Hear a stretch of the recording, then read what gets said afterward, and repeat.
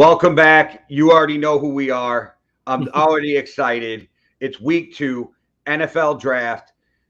Are we or week 2, we did our draft. We're getting ready for I can't even talk today. We're getting ready for week 2 of fantasy football, which is popping off on Yankee and the Brit. But I'm just excited about football, Manny. I'm excited that it's Thursday. We get some football tonight. I can't wait. I can't wait for the Chiefs Chargers game. I'm so excited about it. We'll learn so much about both of those teams. We'll really see where both of those teams are this week. We'll see how much the Chiefs' efficiency was because of some Cardinals deficiencies or not. And we'll see whether that Chargers defense can really live up to the hype. Yeah, well, look, I picked the Raiders to win this division, but after watching Kansas City, and I know it was just week 1, I'm like, is that the Kansas City team we're going to see all year? Because if we are, the West might as well just pack it up.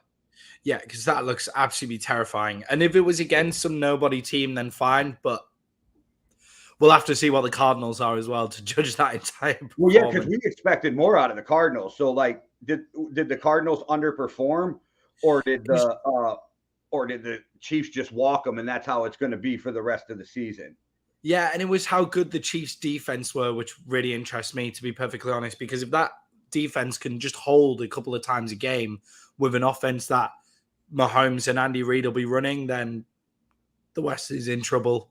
The whole AFC is in trouble. And then whoever in the NFC is unfortunate to go up against them in the Super Bowl is in trouble as well. George Karlaftis, under the radar draft pick, who we both really liked. And he looks like a monster. He's looked like a monster all preseason. And he'll get to go up against the Chargers O-line, which is revamped and looking a lot better. So we'll see what happens in this game. Who are you picking in tonight's game, Jay? The Chiefs, but I want to say that every time the announcer said his name, he showed up on the screen. Every time. It was crazy. Every time they brought him up, it was boom. He was in on the player. He was making a player. He was forcing the guy back inside and doing exactly what he was supposed to do. And the fact that that dude didn't even play football for most of his life is so impressive. Yeah, and even all preseason, he looked absolutely amazing. He's Greek, right? Yeah, Greek. Yeah, Karlaftis got to be Greek, right? Yeah, because they were going to call him the Greek Freak, but they couldn't because of Giannis, so they called him. I forget what they're calling him now. No idea. They have a name for him though. Like, so instead of like the Greek Freak, they got something else for him, but I forget what it is. But yeah, he's already got a nickname and he's a rookie. Like Rodrigo and Rodriguez, lamest nickname ever. Don't get it. Yeah, so I'm picking the Chiefs tonight as well. I think it's going to be really difficult for whoever, but I think we're going to learn a lot about the Chargers. I mean, Austin Eckler didn't really come out and perform last week either, not to the standard that he'd set himself last season. So maybe he can get it going. They could do with another wide receiver. I forgot who has him right now, but they were already down on him. It's Boom Squad. I'm trying to trade for him. That's what. So it's Hitman. Okay. Boom Squad. So I'm trying to trade for him while he's down on him. Hopefully he's not watching right now. But I think he's broken. Yeah, but the wide receiver room could possibly do with another weapon over there at the Chargers, is what I think, for them to really function and really be pushing for that Super Bowl. But I expect them to cause more problems tonight than the Arizona Cardinals caused the Chiefs, especially with Khalil Mack and Joey Bosa on their defensive end lines. We'll see what that Chiefs O-line that's been completely remade is, what it's up to tonight, I'm sure. Who do you want to go to next? I'm just excited that we have a really good Thursday night football game. And I don't think it's the same for you, but it's the first real Thursday night football game on Prime.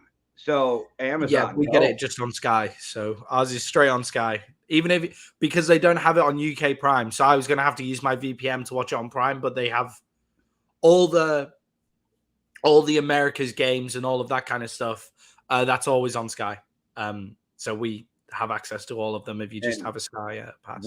We don't use VPN. VPNs on this show. We don't watch we UFC on VPN. Like, okay. Anyway. Any VPN companies out there want to sponsor us or anything? We're advocates for the thing. Hey, and shout out to Winging It on Turf Tales for getting sponsored by Linda's Barbecue Sauce. Shout out on their first sponsor. That's huge and epic. Shout out for you guys, man. Keep doing what you're doing. Yeah, definitely. Yeah. I saw that last night though on Winging It, and I was like, damn, good for you. Like, that's awesome. You hit a sponsor on the show. It's the first sponsor. Freezus is eating all the fucking barbecue sauce on the show because at first I'm like, what the fuck is this motherfucker doing? And then I realized up in the corner. So it's a big thing for podcast, and OTH is great to us. So shout out to them for that. Yeah, definitely. Plus, and then hit us up on the magazine. Yeah. Well, barbecue sauce. Hey, I was just talking about blues and barbecue talk through the South. I'm game. I cook one hell of a brisket. I'm a big fan of the honey barbecue sauce, and people were saying in the chats that I'm not a big fan of jerk, but if you like jerk, they're saying the pineapple jerk is like off the charts. Yeah. Now we're giving them free advertisement. So, hit us up too. VPNs on one side, barbecue sauce on the other.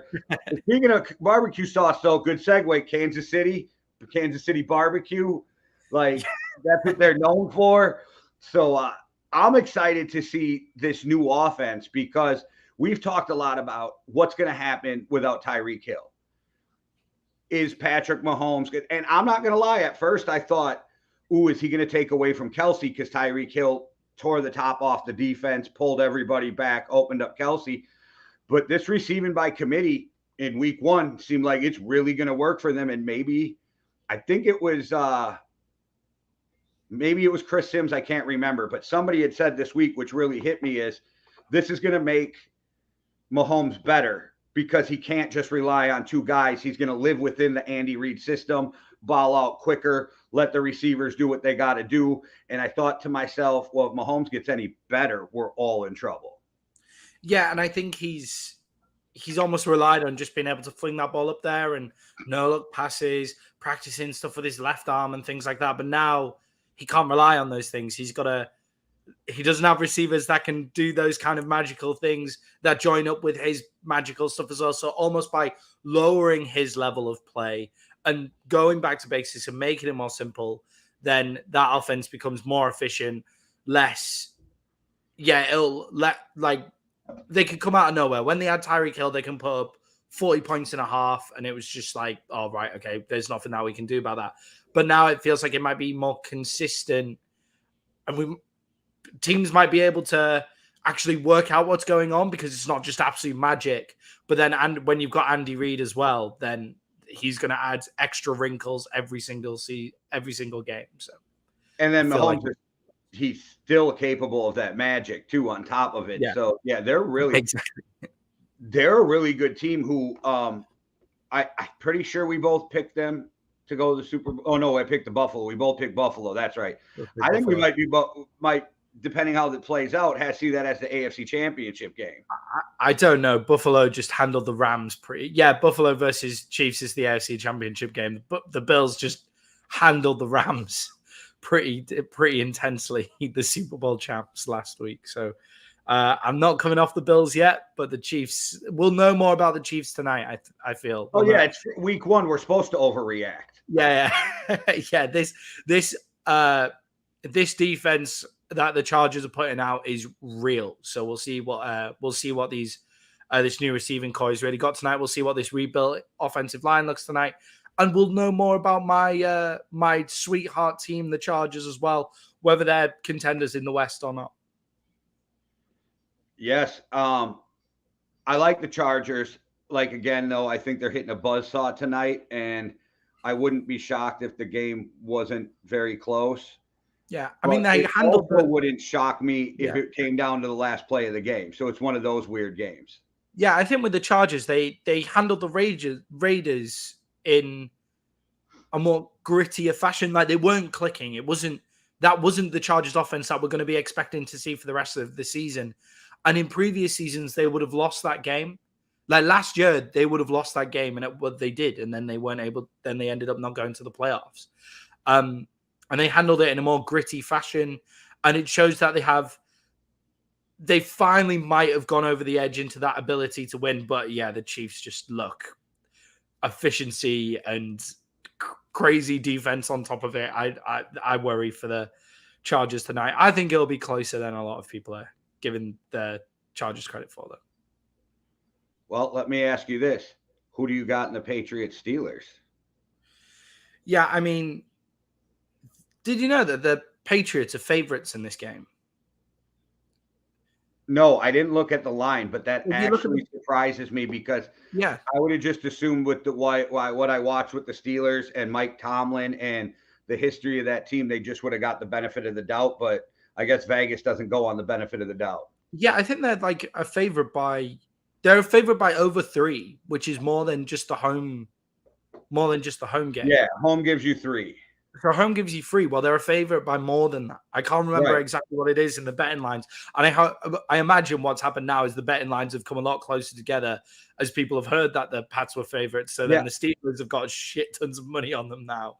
I think they said on Hammered Down yesterday that 78% of the money was on the Chiefs today in that game. So I bet you that line moved too. Yeah, exactly. So it's definitely that line's moved. If it's still that way when you're watching this, guys, I'd go bet on the Steelers if I were you. I think the Patriots offense has nothing. Fuck the points. Take the money line, guys. Don't even take the points. Take the money line. You can make more. Take the money line. What are you going to lose? What are you going to lose compared to how much you have to gain? Don't be crazy. Like, don't bet more than you got. But yeah. Yeah. I mean, I won't be betting on it because I'm poor as shit. So, like, I don't have the money to lose. But if you have that kind of money to have a sprinkle every weekend, go for it. That's the way to go. I won't tell you if I'll bet it on it or not because where I live, if I bet on it, I would have to use that VPN we were talking about. Send straight to UK. Send straight to the UK. But yeah, for me, the Patriots offense has no redeeming features, and I'm willing to go out on a limb here. And you can take the piss out of me next week if they win and they look really good. Like that's totally fine. But for me, I look through their roster; they have no redeeming talent.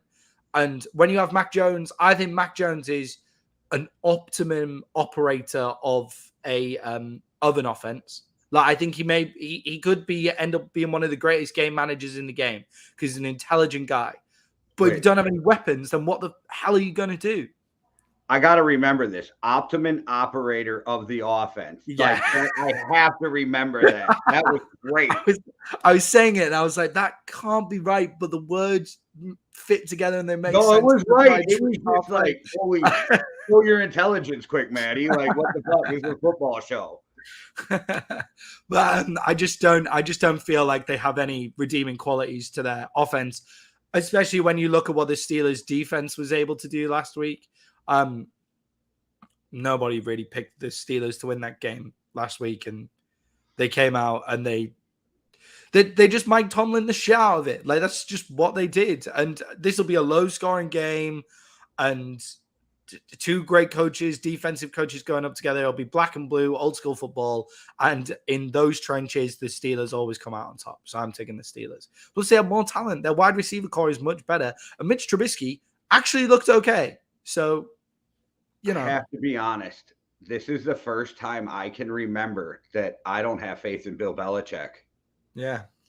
You put your defensive coach as your offensive coordinator. You took a special teams coach.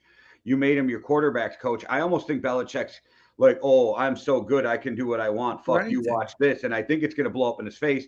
And I did say that losing Josh McDaniels is going to hurt that team, but it's going to hurt worse because I think it was you who said it, but I talked to a lot of people. Why don't you call up Billy O'Brien, man? Like, why don't you get him in there even as an advisor to help? I don't trust Bill O'Brien. I don't think he's some great coach, but he's better than what they've got. He's not a great head coach, but he was a great offensive coordinator. That's what got him head coaching jobs. You know what I mean? So come from the same cloth as Josh McDaniel. Like their thought process isn't going to be far apart. So it would come in straight with Mac Jones. How many players did they lose over this offseason? I can't think of many that they've lost compared to last year. So their offense shouldn't look this jointed and this bad. So it's got to be the coaching. And the Dolphins defense, I think, is one of the sleeper defenses in the NFL. Don't get me wrong. So difficult task to go up against them with the talent that they've got, the talent that they've been able to draft. But at the same time, they just looked awful. Like they looked like they didn't have an identity. They didn't have a plan. They just didn't really get anything going. And if you have that against the Steelers, then they're going to beat you up and they're going to feast on you. And the Steelers put 23 points on the Bengals. They intercepted Joe Burrow. What was it? 4 or 5 times? Maybe 3. They had 5 turnovers. So 5 turnovers. Yeah. For 5 turnovers against the Bengals. I mean, I just worry for that. I just worry for the Patriots. All the Patriots are going to be able to do is just run the ball and hope, because if they go aerial with that wide receiver core and what they've got going on there, I worry for that. I worry for Mac Jones's interception numbers. And then I know everybody's like, well, they picked up Devontae Parker. I see this a lot. And it's like, I was a fan of his coming out of the draft. Don't get me wrong. But if Miami is willing to trade him to you for practically nothing in your own division, Miami obviously saw him every day and was like, he's just not what everybody thought he was going to be. Yeah. And I like Devontae Parker as an asset to a packed wide receiver. So I really liked him. I was really surprised when the Dolphins got rid of him, because if you think of the Dolphins wide receiver room, that would be the kind of place where Devontae Parker would thrive. But then he costs a lot more than Cedric Wilson.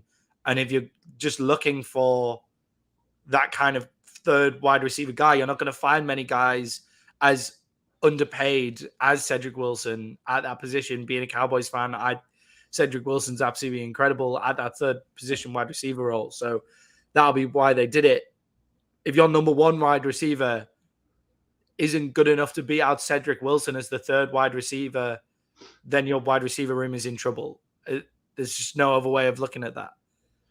The tight end room is class.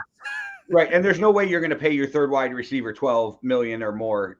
So, because you got to pay Hill, you're going to have to pay Waddle, you're going to have to pay Tua if he turns out to be the guy. And so, it made sense to get rid of him. I'm just saying, you must not think very highly of him if you're willing to trade him in the division to your rival. Definitely. And how can you think he can be the number 1? The tight end room's class. The only way that they're going to win and get an offense moving is through those 2 tight ends, Johnny Smith and Hunter Henry.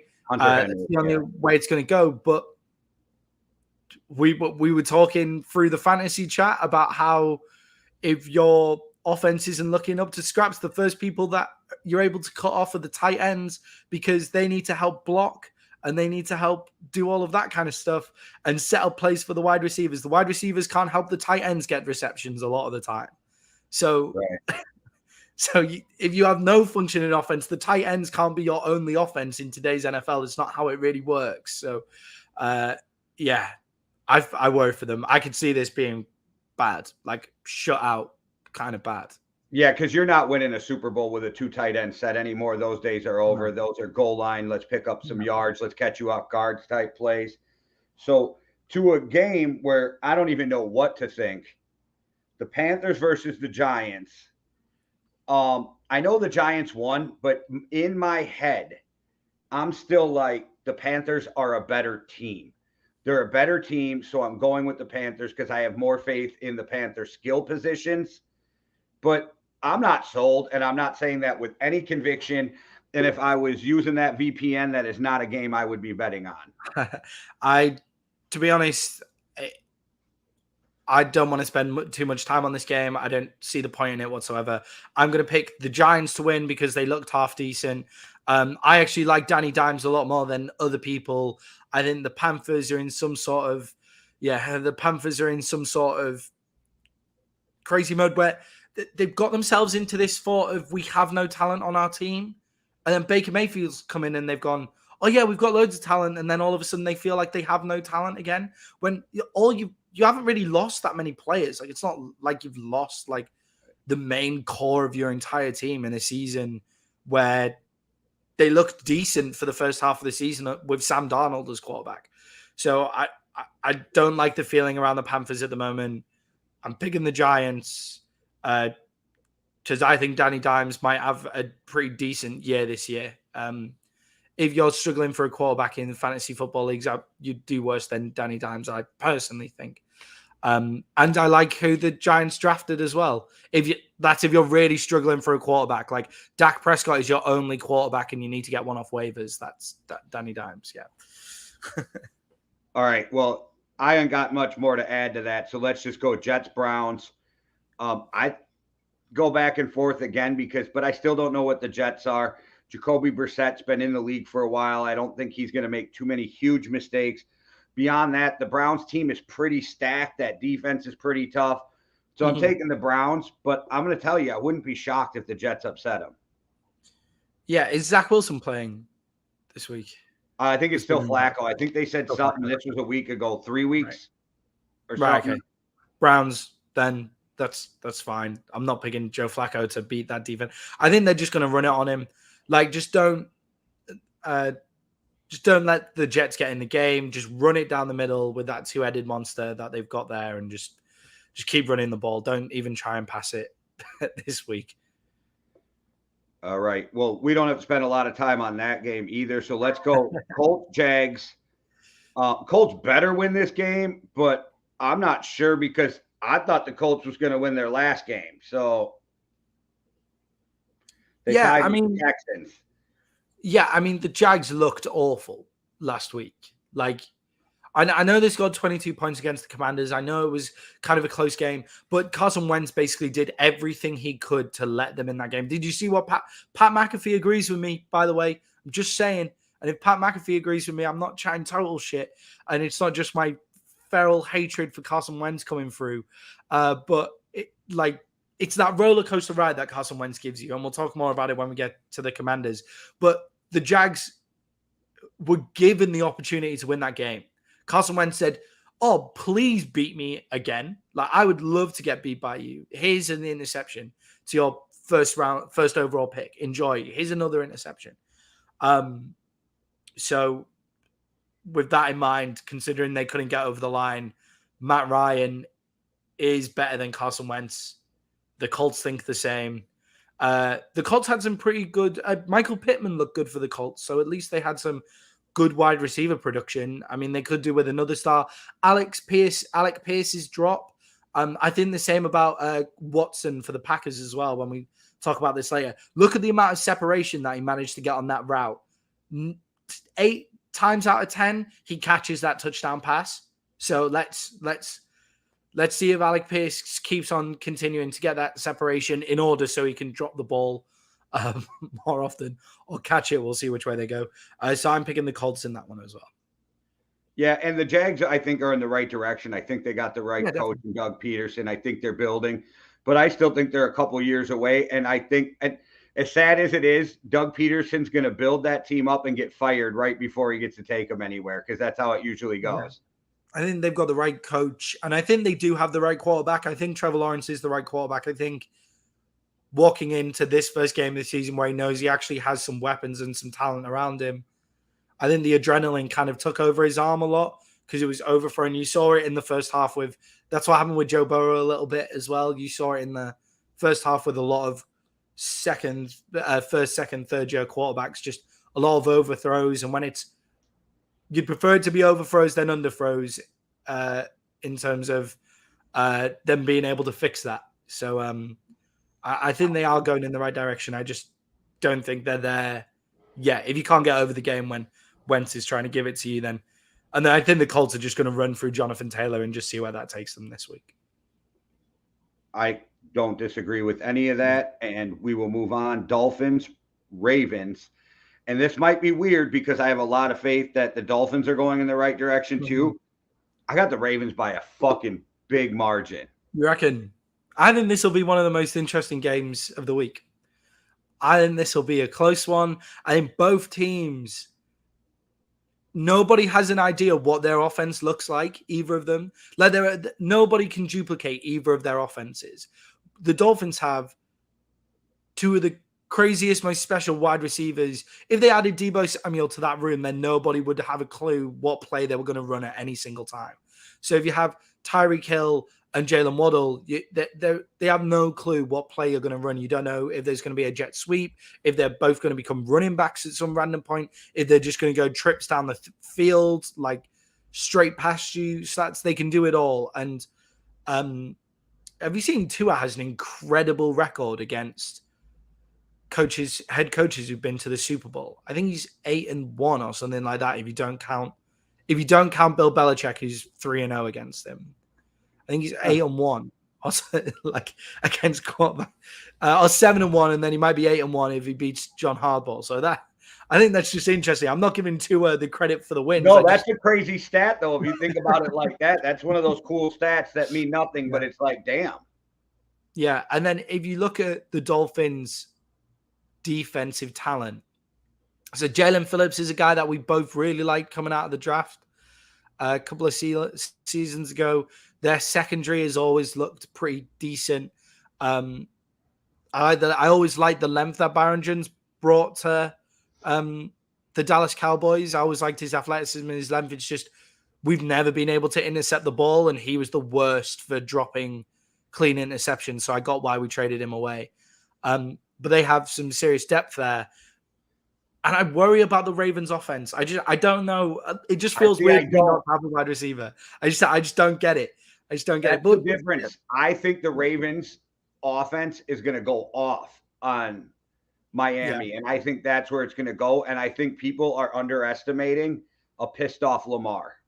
I just think the Dolphins will be able to, they can stout the run. I think they have the players to stop the run, fill the box, but then they also have the cornerbacks to go one-on-one with those wide receivers so that they can then fill the box, spy Lamar the entire time. The only issue is no player can actually spy Lamar. That was going to be my question. No linebacker that's fast enough to, like, Micah Parsons may be able to spy Lamar 75% of the game, but 25% of the game, nobody else is going to be able to. No, and it's like, even if you have Micah Parsons or somebody to that level, it's hard when you get stuck on the right and he runs to the left. Like, I don't care what kind of athlete you are. Lamar knows where it's going and you don't. So he's got a leg up on you. Definitely. But like, my thing with Lamar is I think Lamar's going out there and I think he's actually pissed off and he's just not letting it be known.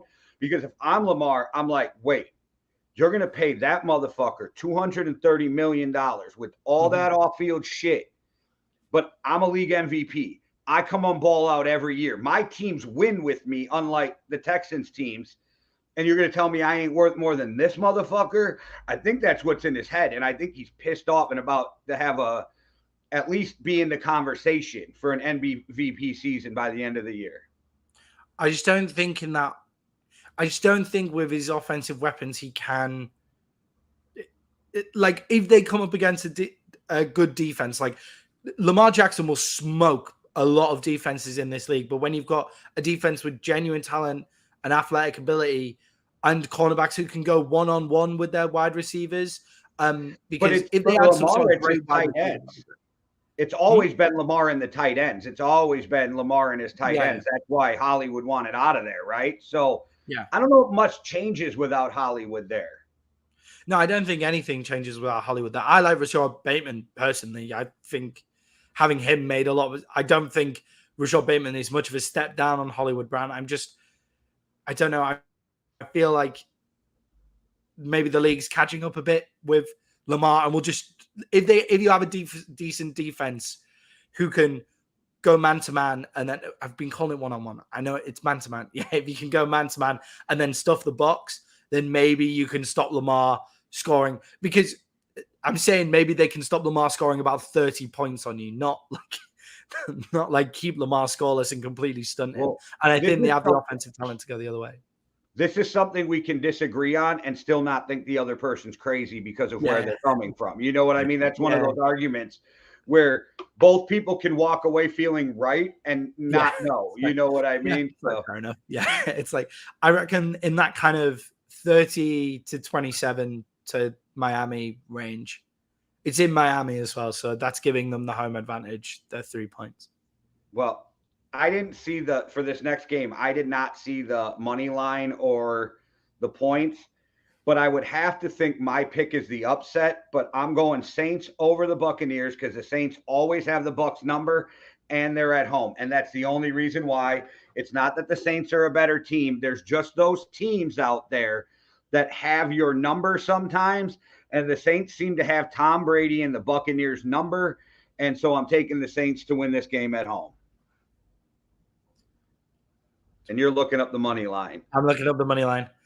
2.5 point favorite at the Bucs. Okay, so I'm taking the upset, Saints at home. I was interested in that one.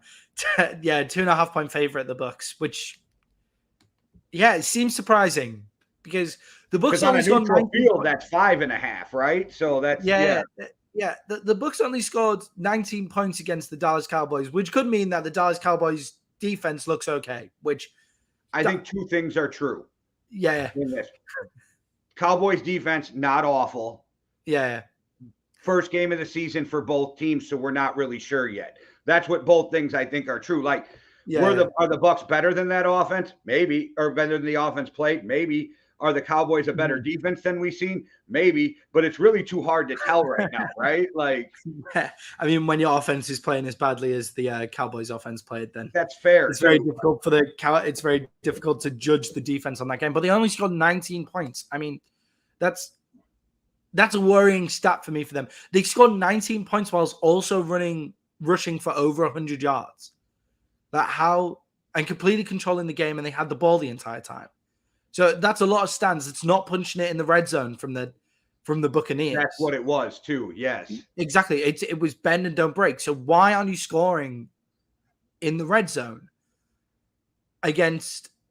And I think the Saints. I'm taking the Bucs over the Saints. I think they finally break this curse. I genuinely think maybe they weren't even looking to the Cowboys this week too much. I think they were almost more thinking about the Saints coming up because I genuinely think they have that because Tom Brady's been back a longer amount of time to just be with his wide receivers. And I know Tom Brady taking 11 days off and missing some time is not a massive deal, but I just think getting him into the rhythm a little bit more, I think would be better for them. Julio Jones looked class. Like Julio Jones looked unbelievable. And with Chris Godwin going down, the Bucs fans have got to be going ballistic for Julio Jones looking great. I moved him in the starting lineup. Fantasy owners got to be looking pretty happy for Julio Jones looking great as well. So I'm taking the Bucs in this one, but I think their offensive line worries me a little bit. That interior offensive line, Micah Parsons was getting through far too easily. I want to end this with a question to you on this game. Mm-hmm. If somebody came to you before you played the Bucs and said, Tom Brady and the Bucs are only going to score 19 points, how you feeling going into that game? Great, every single time. Yeah, that's the point. So, yeah. Okay. They're on the other side of that, though, they won a game only scoring 19 points. Yeah, they got a sick defense. That defense is unbelievable. Yeah. Actually, Antoine Winfield. Yeah, and Jameis Winston no longer has Sean Payton to stop him from throwing interceptions. And I'm very happy. I want Jameis Winston to pull the trigger a lot more. I feel like he was holding himself back. I want him to pull that trigger. Their offense looked good. Like, it looked functioning. Michael Thomas looks like he's back. Chris Olave looks like a good slot receiver. Jameis Winston looked decent in the game, but against that Bucs secondary, you've got to kind of be a bit more careful. I saw a stat since Jameis got his eyes fixed. Him and Aaron Rodgers have the best touchdown to interception ratio in the league. Yeah, that's because Sean Payton told him to stop throwing interceptions. Right. I think maybe the eyes did have something to do with it. I don't know. I've been listening to Chris Sims this morning talking about that and saying, I don't want my quarterback to have the best touchdown to interception ratio because it means he's not taking any chances. It means he's not stretching the defense. He's not being aggressive to go score points in this modern day NFL. Matt Stafford had the most interceptions in the league last year, and he's the Super Bowl winning quarterback. I don't know. I take Aaron Rodgers every year. So I don't know. I'm feeling a bit less happy about Aaron Rodgers now. He doesn't have Devontae Adams. Like, maybe Devontae Adams was the cloak. Maybe, but if you roll Aaron over into Minnesota, I think we'd be fine. I'd give up Kirk. I like Kirk, and I'd give up Kirk in a heartbeat. Yeah, because your wide receiver room's absolutely insane. I could play quarterback for the Minnesota Vikings, and I reckon Okay. I'd have okay Think numbers. about this. Our number 4 wide receiver was picked 1 pick before Justin Jefferson. Yeah. Honestly, I genuinely think I could stand behind if we were playing flag football. So I'm not going to get hit and don't have to worry about I like massive it. defensive linemen who are going to kill me. I reckon I could score some points with the wide receiver room at the Vikings.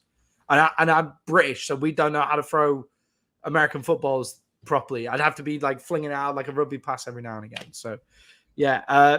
Shit, you can just do these shovel passes like the Brett Favre thing to JJ and Thielen, and I don't understand why you guys don't pass laterally more often. It's like it makes no sense to me. I mean, my dad, we watch it, we see 2-on-1s on the screen, and we're like, if there were 2 rugby players there, that'd be a touchdown. Be no issue. But they're too afraid of that guy fucking it up. You know, the pitch, and then it's a fumble, and Yeah, and there's no like offside. So in rugby, the guys have always got to be in front of you. They can't be like coming from behind, whereas in American football, there's none that offside rule. To get back to the Saints, they did newly lose against the Atlanta Falcons, whose starting quarterback is Marcus Mariota. So that's another reason to be a bit worried about them. I mean, they looked great in their offense, and Michael Thomas is back, but they still nearly lost 26 points.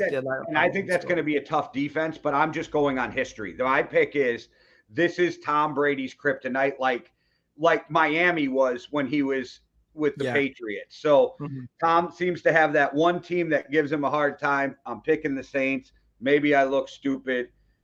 And then all I'm going to say is for this next game, hey, man, it's the Commanders, man, and they're coming to our stadium, man, and we got to play tough, man. And I'm Dan Campbell, and I'm picking the Commanders, man. Yeah, I mean, the battle of the first and second rounds, first overall pick and second overall pick. What year was it now that these two guys were 2016? And neither of them are playing for the teams that picked them. It was when Dak was picked. I'm pretty sure it was 2016. Okay. Neither of their teams were the ones that picked them. Dak Prescott is the only quarterback in that draft who is still with the team that picked him. Like crazy. And he was a 4th round pick, and he's getting paid the most out of all of them as well. I'm not entirely sure how the Commanders won last week. They're going to win. I think the Lions. Yeah. The Jags are terrible. That's how the Commanders won last week. The Lions are going in the right direction. I think the Den will be rocking with the Lions coming out to play. I genuinely think Detroit is really excited about their Lions team this year. I like their two running backs. I like Swift. He played well. I know you think he doesn't have that dog in him or anything. And in those tough down situations, they do go to Jamal Williams. So I think 2 things can be true in that case as well. Swift doesn't have that dog in him to be the guy on the 3rd down or the touchdown line to go score, but also he'll rack up loads of yards this season. So I like their 2-headed monster running back. Jared Goff, I think, kind of suits their identity kind of well at the minute. I mean, like, he's not giving the ball away. He's playing within his means, which is where he kind of suits because that's not far. There's not too much further for him to go, to be perfectly honest. And the Commanders I'm not sure what's wrong with them. You picked them to win the division last year. Do you remember? I remember being upset. But it doesn't shock me. Yeah, you picked them to win the division last year. Now I just don't know what's going on because I was agreeing with you. I was saying I'm picking the Cowboys. Because I kept saying they were a quarterback away from being really good. So I think, I do now that you're saying. Yeah, exactly. And it was just like, that I totally agree with you, man. But I'm still picking the Cowboys. Right. But what's happened to them? Where have they gone? Where have those Commanders gone? Those dogs on the defense. I really believe people, and I used to be this guy. So what I'm shitting on right now was me up until a year ago. Mm-hmm. I really believe Ron Rivera is overrated as a head coach. I think Cam Newton did a lot more for him than people want to give him credit for. And I know he's a defensive coach, but when you got a running team in Cam Newton, you can make your team better because you can slow the game down. You can keep the ball on the offense and then hit those explosive plays. I think it's Ron Rivera, and I think we overly credited Ron Rivera as a head coach. Yeah, definitely. And I think it's even more worrying with the fact that they've got Terry McLaurin, who is a wide receiver 1A. Like, I don't like if you put him in certain wide receiver rooms, he'd be the best number 2 in the league. But it also makes sense for him to be a wide receiver 1. He can do that role. Yeah, and then Jahan Dodson looks like a great pick for them. He looks great. Kind of flew under the radar for me in the wide receiver process of picking, but he looks really, really good. So, but unfortunately for them, they have Carson Wentz as quarterback. And I think with this Lions team, I think they've got more of that. They're desperate to win. Like, they are desperate to win, unlike the Jags. So if Carson Wentz does the same shit that I did last week, I think the Lions have got enough to run the game out and get them over the line to win the game. I like that we're not agreeing on everything, but we are Commanders. Dun, dun, dun, dun, dun. I hate that too. So we won't even start with that. Yeah, I might just not pick the Commanders all year, so I just don't have to say the Commanders are going to win this game. Well, I just hate their name. We're going to move on to a game that I'm actually a little bit of excited to talk about, but before we do, let's hit a quick word from our boys over at OTH. Overtime hustling. What's good? It's your homie, Freezes Christ. Y'all know the deal. Make sure y'all head on over to overtimehustling.com where you can catch all the latest merch, all the newest mags, all the media, everything, you know what I mean? And you can also find me on Winging It with the homies Keith G, King Dale, and Payne Gusto. And you can catch me on Turf Tales with the homie SK, as well as Backbox, you know what I mean? And if you got nothing to do on Sundays, even if you do got something to do, make sure you tap in the Overtime Reactions hosted by the homie Cuzzo. And I cannot forget the homie Jay over there at the Yankee and the Brit channel. So make sure y'all go over there and check them out. And hey, check me out, your boy Freezes, on that Real Talk with Jay. It was a hell of an interview, yo. Gotta do it again. I keep saying it because I mean it. We gotta do it again. I had a great motherfucking time. But anyway, you know who it is. Freezes H, OTH, Yankee and the Brit, Winging It, Turf Tales, Overtime Reactions, Chronicles Podcast. You know the drill, Cush's Corner. It's a motherfucking movement. So move with it or move out the motherfucking way.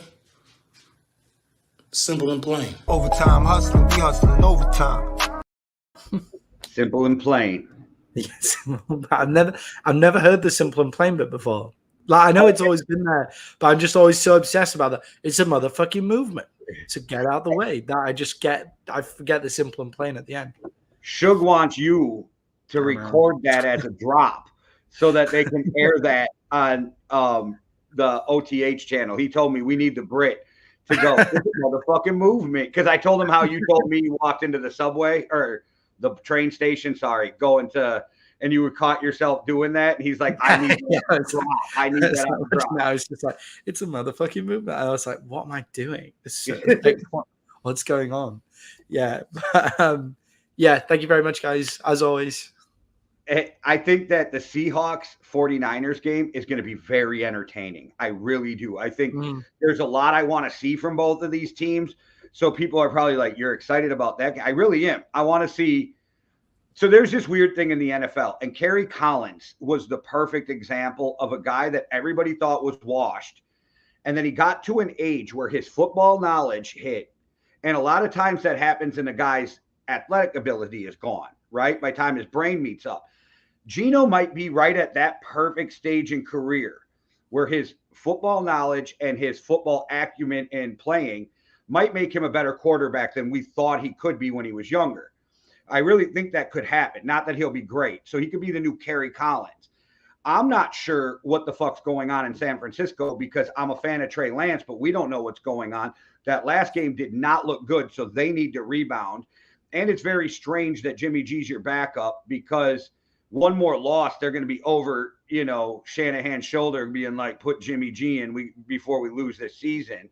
I'm really excited to see how both these teams play after the games they just played. And there's a lot of questions to both teams that we'll start to get answers to. Yeah, I think Trey Lance is very lucky that he's playing at home. Did you like the atmosphere at that Seahawks game for Russell Wilson? Also, Seahawks fans booing Russell Wilson. I hated it. Fuck you guys. Everything that he's done, fuck you guys. That is ridiculous. Like, I love Seattle Seahawks fans. some of the best fans in the league, but that was a disgrace. That is up there with watching you guys try and do a soccer chant that goes, come on, Seattle, like that fight and win thing. We all take the piss out of that guy over here as well with a microphone.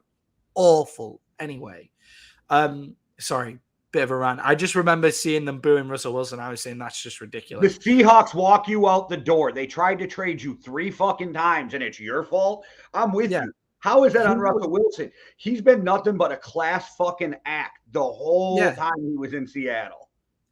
The amount of times he said "Go Hawks" when he just shouldn't have. Like, he should have just thrown those guys under the fucking bus like straight away. And yeah, anyway, the Trey Lance, it's not a fair game to judge him that game against the Bears because he was absolutely tipping it down. It was ridiculous. But the kid grew up in Minnesota. I mean, surely he's played in the rain or the snow before. Like, isn't that part of what's so great about him? His strong arm, because he's played in those conditions. But that was bad. Like, that was really bad. And I think people think I'm fucking crazy because I said this on the Live League Fantasy podcast. So make sure you guys check that out too. But I think George Kittle not being there really hurt because not only is he one of the better tight ends in football, but your best friend as a young receiver is your tight end, right? I think a lot of those pressures would not have got through if he was there because he'd have picked him up. I think there would have been a lot more checkdown. So I'm really curious to see how Jimmy G plays. And my fucking heart is telling me Seattle's going to win this game, but I'm going with my head and I'm picking the 49ers. Yeah, so I think if the 49ers lose this game, Jimmy Garoppolo is their quarterback next week. And I think they're still able to sell to Trey Lance. It'll be worth you sitting this year and staying. You're still our guy. We've given up 4 whatever first round picks to get you. You're still under Mike Shanahan, who's an absolute genius. You're just not ready right now. And we're not ready to move into your style of offense right now. So I could still think that they could sell that to him. I think the 49ers will win. I didn't just have so many designed runs. Like, let's just see if he can do that side of the game well. Because why couldn't we see him do that side of the game well in the pissing rain in Chicago? Like, why are we watching Trey Lance throw the ball right now? What's happening? Didn't you trade up so he can run the ball? And I do agree with you about Geno Smith. He looks better than I thought he was gonna look, and it's largely down to his brain. I mean, Ryan Fitzpatrick had that season as well for the Dolphins where he stopped throwing interceptions because he clearly got to that level of intelligence. So this could be Geno's season. And when you have DK Metcalf and Tyler Lockett, as long as you're somewhat not an idiot, then you'll be totally fine. And that Seattle defense looked okay. It's still that offensive line that got Russell killed all those times too. Like, there's no way that Seattle were running off Russell Wilson juice right there, and there's no way that Denver, the amount of penalties that Denver offense gave up as well. It's like every time they got a drive started, the Denver head coach lost his mind. It was like watching Mike McCarthy out there just go for it on 4th down. 62-yard field, got a what? Like, you're not in Denver now. Like, if that was in Denver, a 62-yard field goal, yeah, go for it, see what happens. But like, ridiculous. In Seattle, like close to the sea level, makes no sense to me. But yeah, that was. I genuinely think the stadium had a lot to do with that, so I'm going to go for the 49ers as well. I think if it was at Seattle, then I would go the other way around. Well, I don't disagree with you. And moving on to the next game, I'm going to make this simple and plain, as Freezus would say. Falcons versus Rams. I got the Rams, and I ain't even got shit else to say because that shit just speaks for itself. Yeah, I mean, the Falcons looked better than everybody thought they would, but I think that's a bit of first game juice, to be perfectly honest. In the same way that the Rams had a Super Bowl hangover last week and ran into the buzzsaw that was going to be the Bills offense this season. And their O-line does worry me, so I will be interested to see how their O-line holds up. But it's going to be a motherfucking to the Atlanta Falcons touchdown end zone. Yeah, and with the Falcons, all I'll say is I had them winning 3 to 5 games this year after watching them. I think they could win 5 to 7. I don't think they're going to change anybody's opinion. Mariota looked decent. Like they have something there, which is more than a lot of people gave him credit for. Cordell Patterson went the fuck off. He will. Like he'll have, if you have him in fantasy, like he's always worth just sticking in just to see what happens. You know. Well, and then he can always pick up that touchdown on a kickoff return, which makes him a little bit more of a kickoff return. So like Coney Island has him in our league, but in my other league, I have him on my bench, and he scored 22 points from my bench last week.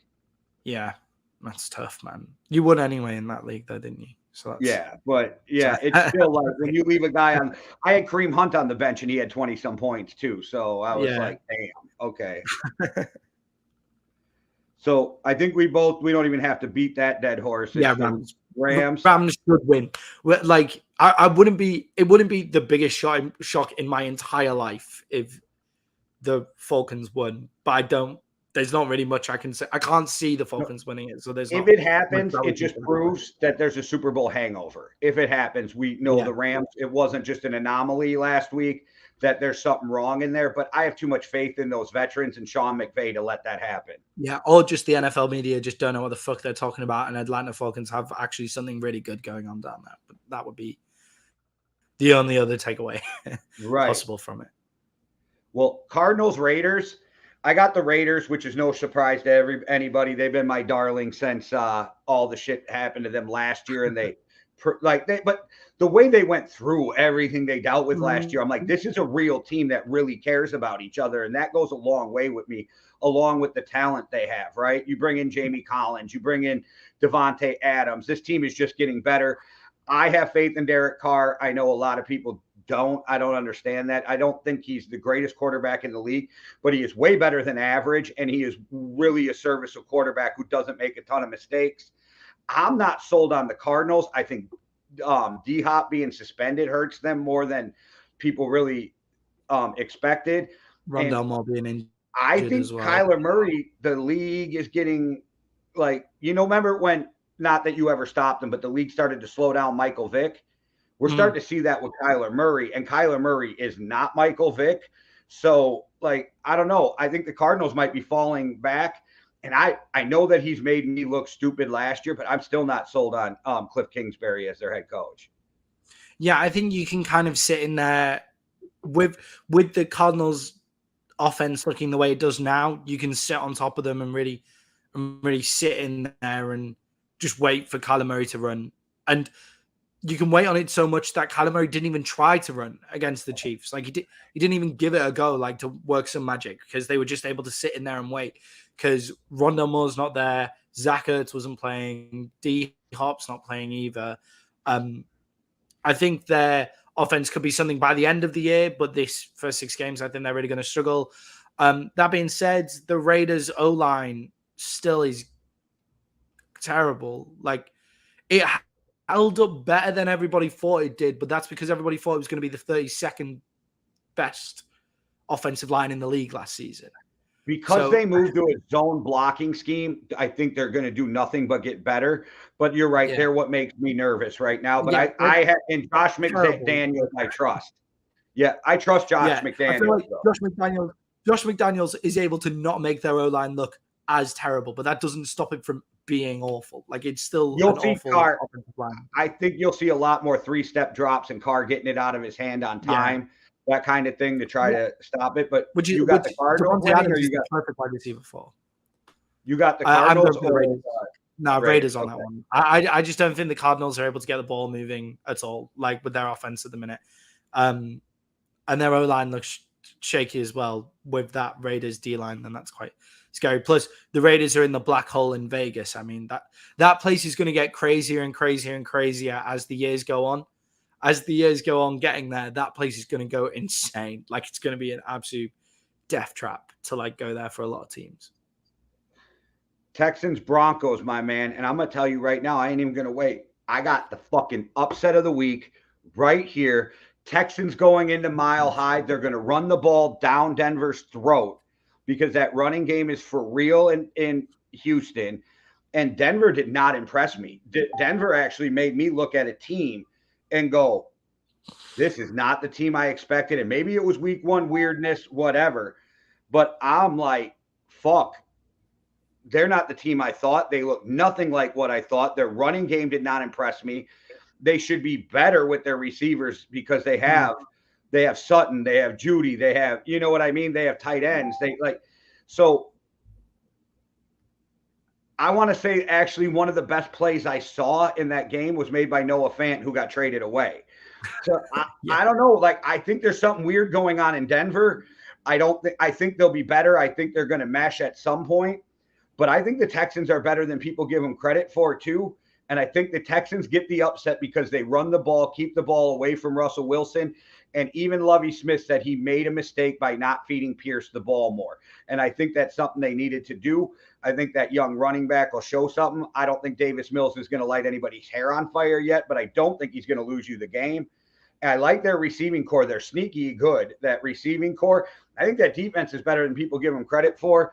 I got an upset with a team that I think is only going to win 5 or 6 games this year, and one of them is going to be this week in Denver. Yeah, I think going in a totally different direction.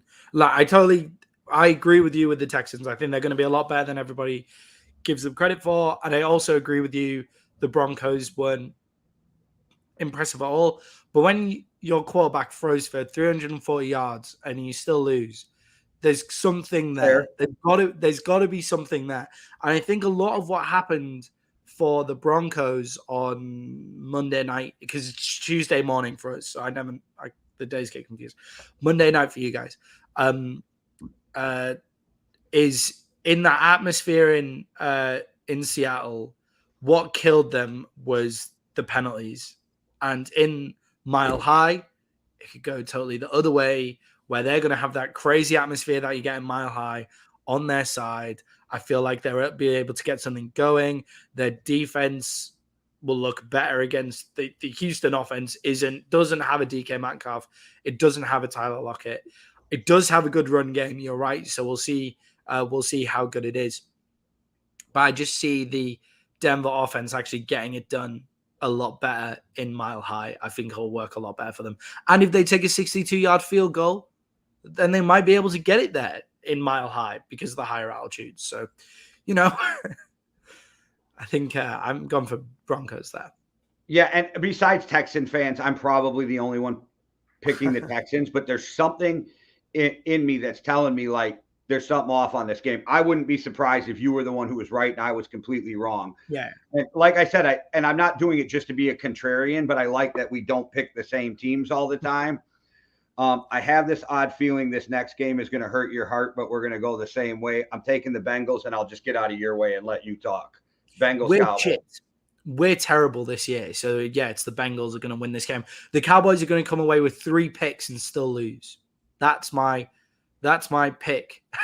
That's a hell of a prediction, though. Yeah. we can't move the ball. Our quarterback is Cooper Rush. Have you seen that they're not putting Dak on IR? Which is very weird to me because the new IR only states that you have to be on it for 3 weeks. Exactly. There's no way he's coming back before 3 weeks. Yeah, exactly. So the only thing I can say is Jerry's doing that so the fan base stops let's go get Jimmy Garoppolo. Let's go get another quarterback. I think this is Jerry Jones going, now, guys, Dak's going to be back and he's going to be our quarterback. So we're just going to calm down, ride the Cooper Rush train until Dak gets back. That's my best Jerry Jones. And then he comes out and says, well, I mean, Dak got the job off Tony Romo when Tony Romo went down injured. Why can't Cooper Rush do that? And it's like, hang on. So you wanting to stop chatting the shit. You want us to stop chatting shit about that so you don't have to go spend money on Jimmy Garoppolo. We have some of the most cap space in the entire league, despite paying our quarterback recently. Why can't we get Jimmy Garoppolo? I just don't understand. I can't imagine that they haven't called the 49ers and seen how much it would be. And the 49ers came out and told Dell.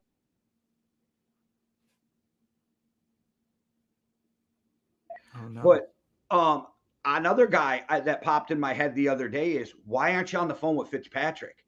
That dude's got magic in him for 4 or 5 games. Like, I'm serious. Yeah. Yeah. Like, I mean, if you need somebody other than Cooper Rush, even if you start Cooper Rush, it wouldn't be bad to bring Fitzpatrick in to sit behind him for a week or two. And if you need him, or if for some reason Dak doesn't heal as fast as you want him to, weird shit's out there. I don't know why people aren't just, making phone calls and doing something.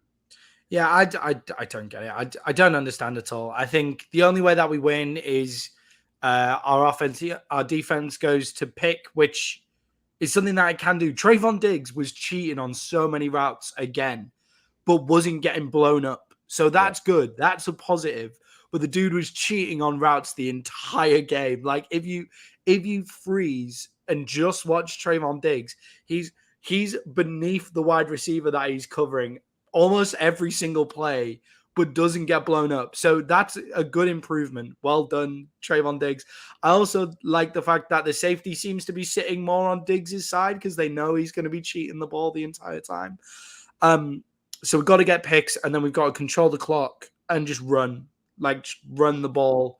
And hopefully that'll open up some options for CD Lamb, a few wide receiver screens, that kind of stuff. Because CD, the reason that we drafted CD is to get the ball in his hands because he beats players on the ground. So why haven't we created more stuff to do that? Why don't we do more jet sweeps with CD Lamb? Why don't we use him as a Jalen Waddle kind of player, Deebo Samuels, a Tyreek Hill? Like, why don't we have those kind of plays in our playbook for him? And we'll see what happens. I also think Noah Brown might put up some fantasy points over the next couple of weeks because he's until Gallup comes back as our second best wide receiver and a really reliable guy as well. So, I always remain hopeful as a fan of your team, but you've got to feel that Joe Burrow comes back and Jamar Chase goes absolutely off, and that's just going to happen. If I'm Bengals, I'm finding where Trayvon Diggs is on the field and running Jamar Chase next to him the entire time. Maybe just for the first half, just because he will give you a big play. Like, that will happen. Yeah, the Cowboys' only shot is their best chance of winning is run the ball. And if you can run the ball, eat the clock, and keep the ball out of Joe Burrow's hand, it makes it a lot easier to try to figure out how to win that game. Yeah, that Bengals O-line gives me and Micah Parsons' performance last week, and Lawrence looked decent last week as well, gives me a lot of hope in terms of, and then the D lineman in the center as well. As long as Micah Parsons is making legal sacks, we'll be all right. That sack was like the most elite. It was like I just had to bump with you. So you were like, I could tell by your response, you were so caught off guard by what I was saying. What? I was like, what is? So Tom Brady's 45 years old now, so we can't touch him. Like, is that the game? Like, that is the Brady rule, though. They made that rule, no going below the knees after Brady missed that year from getting hit in the knee. Yeah, I get it. It's just you're not with force. It's not the same, but I was just being a dick because I was on cloud 9 that everything was just like funny to me and like picking and like. Hopefully we can't Bengals in their Super Bowl hangover still or something like that. That's our hope, really. Turn the ball over and run the ball. That's it. Bears Packers. I'm still not sold on the Bears. I think that they got lucky that they played the game that they did in all that weather. The only bright side I saw on that whole team is once Justin Fields got moving around, he made plays, but nothing from the play called worked for them. It was when he got out and made something happen. We talked about it last episode when he ran to the right and threw to the left, or if it was the other way around, across the field. That sparked some shit, but that was all Justin Fields. Yeah, definitely. And are you coming over to Justin Fields yet? I know you don't like him because he used to play for Ohio State, but are you coming over on his actual talent? I don't hate the fucking kid. I said, like, I hope I'm wrong, but I still see the weird mechanics, and it drives me insane. And if you watch that game, he rifles some shots right over the top of guys who were wide open. And I don't know if it's the coaches aren't fixing it or if he's just reverting back to bad mechanics, because that can happen. Yeah. But I also feel like, one, they moved up to get him, or they got him too high in the draft, for one. I think that was too high. And for two, I think Matt Nagy fucked with him, which is bad. And I don't think they did anything to help this fucking kid out in the offseason. They didn't get any better.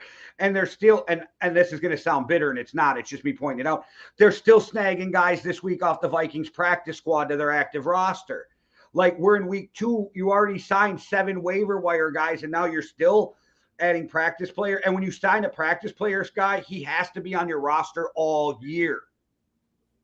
Yeah, and I mean the Bears are terrible. Like let's not get it twisted. They were very lucky that it was like an absolute rainstorm over there in Chicago as well, and Aaron Rodgers owns the Bears, so I don't see this going any other way. Like Justin Fields can still have a good game. The Bears can still score barely any points, and the Packers will win. Like that's how I'll see it. I think the Packers offense might get it going in Lambeau Fields this week. I think the drop that Watson has is not as bad of a drop as people are making out it to be, because he still gets that separation on Peterson, who's a top quality cornerback, and he still manages to get that separation. I think just why wasn't Rodgers there at training camp? Like, why wasn't Rodgers there this entire offseason? Like, I know he's talented enough. It's nothing to do with him.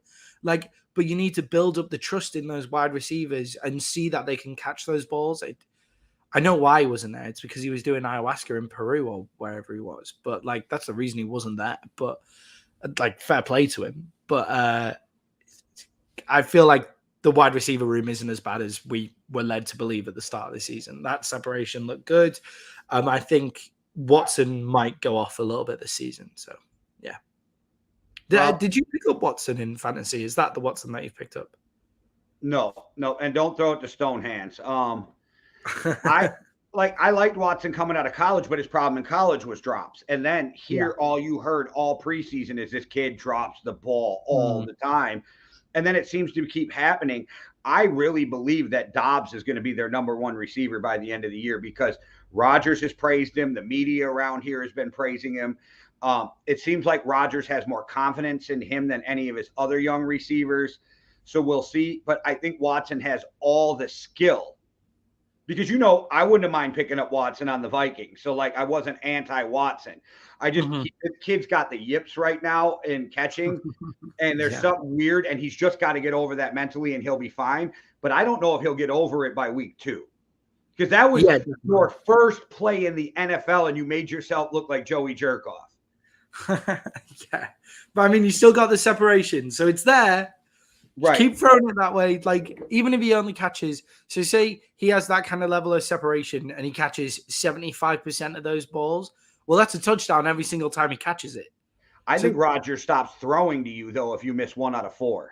Yeah, I think Rodgers needs to stop being that worried about his efficiency stats. Like, I think Rodgers could do with, like, throwing a few more fucking interceptions and actually trying to win games without just dinking and ducking. Yeah, I know. Throw him to Harrison Smith, because that was one of the worst interceptions I've ever seen Rodgers throw. Yeah. Like, he pretty much threw it to Harrison Smith. Yeah. I mean, once you have we don't know that a wide receiver wasn't meant to be there with the way that they're. Well, they were there. It's just, it was this weird 50-50 that was thrown more to Harrison, but you're right. The receiver could have ran a wrong route and left Rodgers out to dry. Yeah, and his press conference, he came out and didn't bury his wide receivers, which was nice of him. I'm a little surprised about that, to be perfectly honest. I thought he was going to bury them again. Well, Titans, Bills. This could be a good game. This could be a blowout. I don't know either way, but I think no matter where it goes, the Bills are going to win this game. I think the Bills win this game. The only shot the Titans have is to revert back to last year. Ride King Henry, who I still will tell you, as big as he is not a power back. He is not. People can say what they want. He's more of, I'm going to pound through the middle, and then I got speed to get going. But I don't know why Henry's not the guy at his size, can put down his shoulder and pick up those 3 yards. It's weird to me. But they got to ride that running game, and Tannehill has to play mistake-free to even have a chance against the Bills. Yeah, the Bills are going to put up about between 30 and 40 points. So they need to, what the Titans need to do is they need to control the clock. They need to silence that Bills mafia as quick as they can by just holding onto the ball and not letting Josh Allen see the field as much as possible, even if that's just putting away your biggest plays entirely. And you're coming off a loss to the Giants, man. Like, surely that's got to piss you off and just make you want to run the ball down their throats. But the Bills are going to win this game for me. Josh Allen is elite. they're going to be absolutely awesome this season, and I can't see this game really going any other way. Well, the last game of the week, Vikings at the Eagles. I'm picking the Vikings, but I am more nervous about this game than I was the Green Bay game. This could be the game of the week. This could genuinely be the game of the week. Could be so good to watch. Why do they have overlapping games on a Monday new thing? Night? I don't know. It's a new thing. It's stupid. It's what? I think they're getting more money. Well, I imagine they are. But then it's because the same network, they're both by ESPN, but one's aired on ABC. So like the Viking game will be on ABC and ESPN too, where the other game starts an hour before on regular ESPN. I think ESPN's paying them more money to get 2 Monday night games. All right. It just seems bizarre. But anyway. It's actually getting to the football rather than the bureaucracy of what TV channel it's on. The Eagles barely scraped past the Detroit Lions. Can we all just right? But they did put up 38 fucking points. That's what made me nervous. Is like, and Jalen Hurts can move around. That makes me nervous. Yeah, they put up 38 points, but the Detroit Lions scored 35. Like, and the Lions. So, yes, it was a comeback, but no, it wasn't in garbage time. So I've seen that. Oh, it was in garbage time. It was like, no, it wasn't. Like, the Detroit Lions could have won that game. They had an opportunity to go ahead in that game and win it. So can we stop licking the Philadelphia Eagles' arse a little bit because they had a quality draft? Like, is that something that we can do? Maybe. Like, yes, they are good. Yes, they're going to be good this season. Yes, I think they're going to win the NFC East. No, they did not have an amazing game last week. Everybody's making it out like they were incredible because they scored 38 points against the Detroit Lions whilst also conceding 35. It's a joke. You guys are way better than the Detroit Lions. Kirk Cousins plays mistake-free football, which is awesome for you guys when you have a wide receiver room like you do. You guys are able to run the ball. The Eagles' defensive line isn't as scary as we thought it was going to be. I see you guys winning this game, and I see you guys kind of humbling the Eagles a little bit. I'm not saying it's going to be a blowout win, but maybe by a touchdown or more, like that might humble the Eagles a little bit, to be perfectly honest. Well, I'm going to give a salute to my first cousin, Captain Kirk. You go out there and win it for us. I hate mobile quarterbacks always make me nervous, and they got AJ Brown, that kind of thing. I still think the Vikings will win, but there's something about the Eagles and the Vikings is kind of a Vikings kryptonite thing, and I fucking hate it. So I hope the Vikings jump out, just jump on them right from the start. No slow starts. Get out there, jump on them, and play football right off the bat. Yeah, but this is a totally different Eagles team, man. Like, we've got to you got to remember, you're coming from your brain. I'm coming from my heart. So I've got all feelings mixed into it. You know? It's like Eagles fans are just like, this is a totally different Eagles team, man. We can go all the way. We're going to win the Super Bowl. Jalen Hurts is Michael Vick reincarnate. But he's absolutely incredible. Come on, man. That's Hitman's team, though. Yeah. All right. Great. I imagine he's saying the same shit. But the Eagles are a good team, and it'll be a good game to watch. I'm very excited to watch it. Probably very high scoring, but I see the Vikings winning this by a touchdown, maybe more. See, I like you, Maddie. I knew I liked you for a reason. Well, we did it. We made it through this week's games. We gave you our predictions. You guys can tell us why we're fucking idiots in the comment. We like that kind of stuff. So anything else before we get out of here, Maddie? Stop stealing all of my players off the waiver wires, everybody in the fantasy league. That'd be absolutely awesome. That's you included, Jay. Just had another one. Amari Cooper hit the waiver wire. I had to jump on it. You know, I know. Everybody has to jump on him. How did he fall to you? That's what I want to know. Yeah, because I think I'm sixth or something in the fucking waiver wire this week or something like that. 8th or 9th. It's horrible. Anyway. Yeah. Well, there you go, everybody. And stay tuned. The Canadian Moose and I We're doing the fantasy football podcast yesterday. It was a great time. Other people were in the comments from the fantasy football league. We had a blast with that.